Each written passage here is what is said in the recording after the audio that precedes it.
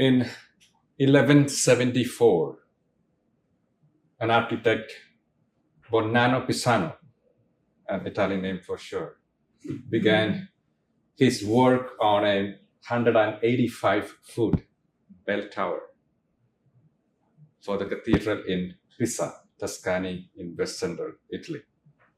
There was just one little problem. Even before it was completed, the builders discovered that the soil was much softer than anticipated, and the whole structure began to tilt. The project lasted for 199 years, which was plagued with interruptions as engineers sought solutions to the leaning problem until they finally realized that nothing could be done to straighten the leaning tower of Pisa. The problem wasn't a bad design or poor workmanship or inferior materials. Instead, it was the unstable, sandy soil underneath the city of Pisa where the famous monument was built. And interestingly, the word Pisa means marshy land, which explains, of course, the issue. This teaches us that a faulty foundation can cause problems, not just in buildings, but in our lives as well. Many problems in life arise from having a poor and shaky foundation.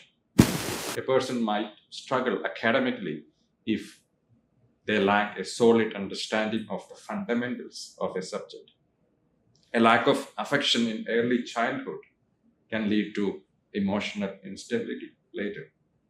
Similarly, a poor grasp of the basics can hinder achieving expertise in a skill or an art. We have been with the Lord for the last few days, listening to his Sermon on the Mount. And this is the message and the exhortation he leaves us with today. The higher the aims and achievements, the greater the basics must be. The taller the building, the deeper the foundation must be laid. The Lord calls us to examine our foundation, the foundation of our lives. Have we built it on shaky sand or on a solid rock? As we know, the laying of every foundation requires excavation and digging. And as part of our renovation, you will soon see some digging in front of our facility here in Eastern too. If we want to establish a strong foundation, we must go through the process of excavation. Can we delve deeper into our lives to identify areas that we need healing and the Lord's touch? Can we dig deeper into our minds to understand our motivations in life and what we truly desire? Can we excavate deeper into our hearts to examine our desires? Can we delve deeper into our relationships and determine whether they are genuine or superficial? Some of us may feel that we have already established successful lives and can take pride in our careers, stable families, financial security, and an enjoyable lifestyle. However, it is very important to assess the strength of each of these aspects as suggested by the Lord.